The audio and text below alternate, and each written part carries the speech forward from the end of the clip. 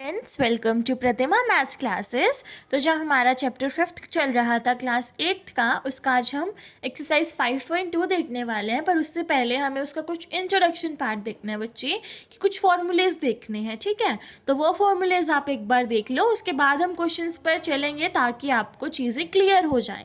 ठीक है, तो यहाँ पर ना हमारा डिस्काउंट हो गया, सेलिंग प्राइस हो गया, मार्केट प्राइस हो गया, प्रॉफिट हो गया, लॉस, ये सब चीज़ें आती हैं जो आपको पता है। लाइक मार्केट प्राइस, क्या मार्केट में जो प्राइस है, सेलिंग प्राइस जिस प्राइस पर हम बेच रहे हैं। ठीक है, डिस्काउंट मतलब उस पर कितना डिस्काउंट मिल रहा है मार्केट प्राइस पर। तो फॉर्मूलेज देख लेते हैं हम एक बार, क्वेश्चंस पर बाद में जाएंगे, फॉर्मूलाज पे पहले देखते हैं। तो पहला हमारा होता है डिस्काउंट का फॉर्मूला। ठीक है बच्चे, तो डिस्काउंट का फॉर्मूला जो कि बहुत वाइडली यूज होने वाला है, ये बहुत इंपॉर्टेंट फॉर्मूलेज मैं कुछ छाट कर लाई हूँ। फॉर्मूलेज का बहुत भंडार है आप लोगों के पास, बट आपको ये नहीं पता कौन सा पढ़ना है कौन सा नहीं पढ़ना।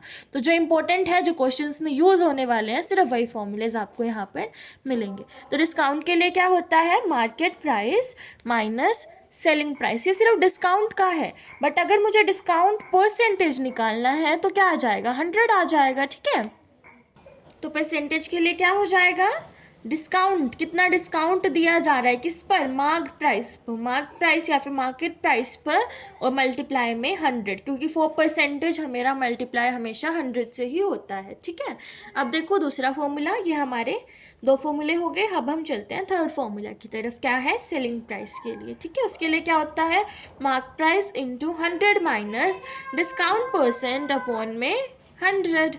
ठीक है, कि हम सेल कितने पे करेंगे डिस्काउंट देने के बाद। अब हम देखते हैं मार्केट प्राइस के लिए फॉर्मूला बच्चे, उसके लिए क्या होगा, 100 minus 100 multiply selling price upon में 100 माइनस डिस्काउंट परसेंटेज। ये फॉर्मूलेज आ कैसे रहे हैं, हमें रटने थोड़ी हैं। अब देखो मार्केट प्राइस की, मार्केट प्राइस वो प्राइस जो हमारा प्राइस टैग पे लगा होता है कि ये इसका प्राइस है, एमआरपी है। ठीक है, तो वो कैसे निकलेगा, 100 मल्टीप्लाई कि कितने पे हम उसको सेल कर रहे हैं, डिवाइड में कि डिस्काउंट माइनस करके। डिस्काउंट को अभी हमने डिस्काउंट दिया नहीं है ना, डिस्काउंट तो हमारा सेलिंग प्राइस वाला है, डिस्काउंट देने के बाद तो बेचते हैं हम, तो डिस्काउंट परसेंटेज को माइनस कर देंगे। ठीक है, और सेलिंग प्राइस, जो सेलिंग प्राइस है उसे 100 से मल्टीप्लाई कर देंगे, तो क्या आ जाएगा, मार्क प्राइस आ जाएगा। अब बच्चे कुछ प्रॉफिट के फॉर्मूलेज देख लेते हैं हम। प्रॉफिट के लिए क्या होगा, पहले तो हमें यही पता होना चाहिए कि प्रॉफिट होता क्या है।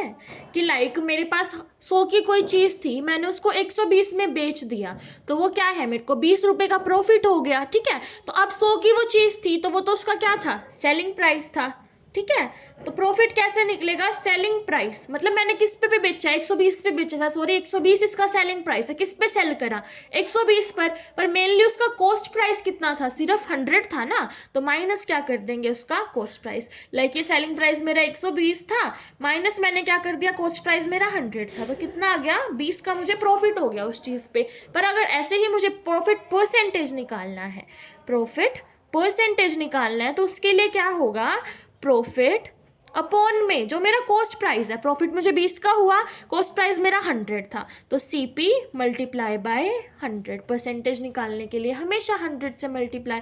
तो ये 2 फॉर्मूलेज हो गए, बट अब यहाँ पर भी हमारा सेलिंग प्राइस भी आता है और कॉस्ट प्राइस भी आता है। तो सेलिंग प्राइस के लिए क्या आ जाएगा, सेलिंग प्राइस है तो उसमें कॉस्ट प्राइस पक्का आएगा, 100 plus profit percentage divide by 100। Cost price है तो इसमें सेलिंग प्राइस पक्का आएगा, इस उल्टे से याद कर लो, सेलिंग प्राइस में कॉस्ट प्राइस, कॉस्ट प्राइस में सेलिंग प्राइस, बाकी सारा सेम, और 100 प्लस परसेंटेज नीचे आ जाएगा। ठीक है, 100 multiply SP divide by 100 plus profit percent, ये मेरा कॉस्ट प्राइस के लिए हो गया। अब हम चलेंगे लॉस के कुछ फॉर्मूलाज पर। ठीक है, लॉस के लिए क्या फॉर्मूला होते हैं, पहले तो वही लॉस है क्या। ठीक है, लाइक मैं कोई चीज़ लेके आई हूँ 200 रुपये की, पर मैंने उसको 150 में बेच दिया, तो अब हमारा लॉस कितने का हुआ, 50 का हुआ ना। तो अब क्या हो जाएगा उल्टा, कि मेरी कॉस्ट प्राइस तो 200 थी, पर मैंने उसे कम पे बेच दिया, SP पे बेच दिया, तो ये मेरा लॉस हो जाएगा। लॉस परसेंटेज क्या होगा बच्चे, लॉस अपॉन CP मल्टीप्लाई 100। ठीक है, अब यहाँ पर SP वाला भी देख लेते हैं, CP वाला भी। SP में क्या आएगा, CP आएगा 100 माइनस लॉस परसेंट अपॉन में 100, और यहाँ पर क्या आ जाएगा, 100 इनटू SP और 100 माइनस लॉस क्या आ जाएगा नीचे। एक ट्रिक से चाहे याद कर लो, CP में SP बट SP ऊपर आएगा, लॉस नीचे आएगा, SP में CP पर लॉस ऊपर आएगा, 100 नीचे आ जाएगा। ठीक है, तो ये हमारे यहाँ पर फॉर्मूलेज हो गया। अब हम एक आधा क्वेश्चन देख लेते हैं ताकि आपको पता चल जाए कि क्वेश्चन हमें कैसे कवर करने हैं। तो पहला क्वेश्चन देखो, मार्क्ड प्राइस है किसी भी बुक का ₹200, what would be it's selling price. उसका सेलिंग प्राइस क्या होगा अगर उसे सेल 25% पर बेच रहे हैं डिस्काउंट की। मैंने अगर 200 की मेरी वो चीज़ थी पर मैंने उसे डिस्काउंट पर बेचा, डिस्काउंट कितना 25% का, तो वो मैं आप बेच कितने पे रही हूँ। ठीक है, तो मार्क प्राइस कितना है 200, डिस्काउंट कितना दिया मैंने 25%, तो अब डिस्काउंट निकाल लो। मुझे परसेंट में पता है, वैसे तो डिस्काउंट नहीं पता है ना। फॉर्मूला क्या था हमारा 25/100 इंटू में हमारा जो मार्केट प्राइस है वो आ जाएगा, 20 से 20 कैंसिल। डिस्काउंट मैंने मेनली कितने का दिया 50 का, 200 की चीज़ पर। तो अब हमारी सेलिंग प्राइस निकल जाएगी मार्केट प्राइस माइनस डिस्काउंट करके। तो इजी हो गया ना बच्चे, 200 माइनस 50, मैंने कितने पे बेचा उसे 150 पे बेच दिया, 150 रुपीज़ पे। तो ये मेरा क्या हो जाएगा आंसर। तो आज के लिए हम इतना ही करते हैं, ज़्यादा बड़ी वीडियो नहीं बनाएंगे। नेक्स्ट की वीडियो में हम आगे क्वेश्चंस देखेंगे। ये आपको सिर्फ समझाने के लिए था कि ऐसे हम क्वेश्चंस को कवर करने वाले हैं। Till then bye bye, like share subscribe the video.